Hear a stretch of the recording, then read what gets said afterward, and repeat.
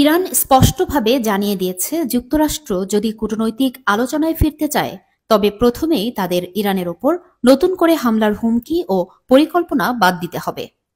বিবিসিকে দেওয়া এক সাক্ষাৎকারে ইরানের উপপররাষ্ট্রমন্ত্রী মাজিদ তাখত রাভানসি এই শর্তের কথা জানান। তিনি বলেন, ট্রাম্প প্রশাসন মধ্যস্থতাকারীদের মাধ্যমে আমাদের জানিয়েছে তারা আলোচনা চায়, কিন্তু আমরা আলোচনায় বসে থাকব আর তারা পেছন থেকে হামলার প্রস্তুতি নেবে, এটা তো হতে পারে না।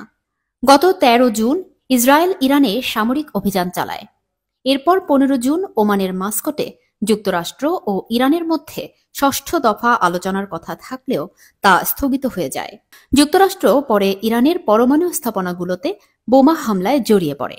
এই হামলায় ইরানের কতটা ক্ষতি হয়েছে তা স্পষ্ট না হলেও আন্তর্জাতিক আণবিক শক্তি সংস্থা আইএইএ জানিয়েছে ইরান কয়েক মাসের মধ্যেই আবার ইউরেনিয়াম সমৃদ্ধকরণ শুরু করতে পারবে।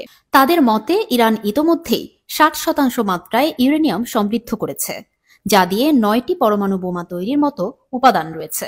যদিও ইরান বারবার বলছে তাদের কর্মসূচি শুধুই শান্তিপূর্ণ কাজে ব্যবহারের জন্য। তিনি আরও জানান, যুক্তরাষ্ট্র ইরানের সর্বোচ্চ নেতা আয়াতুল্লাহ খামেনিকে টার্গেট করতে চায়নি বলেও ইঙ্গিত দিয়েছে মধ্যস্থতাকারীরা। তবে তিনি সতর্ক করে বলেন, যখন বিদেশি আগ্রাসনের প্রশ্ন আসে তখন সব মতবিরোধ ভুলে পুরো জাতি এক হয়।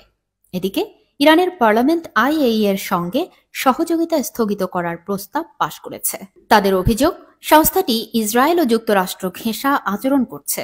ট্রাম্প সম্প্রতি বলেছেন, ইরানের ইউরেনিয়াম সমৃদ্ধকরণ যদি উদ্বেগজনক পর্যায়ে পৌঁছায় তাহলে তিনি আবার বোমা হামলার বিষয়টি বিবেচনায় নেবেন।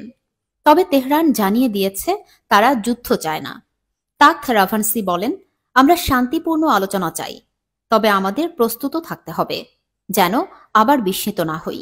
তিনি জানান, ইরানের আরব সহযোগীরা আলোচনা ফের শুরু করার পরিবেশ তৈরিতে সক্রিয় ভূমিকা রাখছে, তবে এখনো পর্যন্ত আলোচনা শুরুর কোনো তারিখ কিংবা এজেন্ডা নির্ধারিত হয়নি।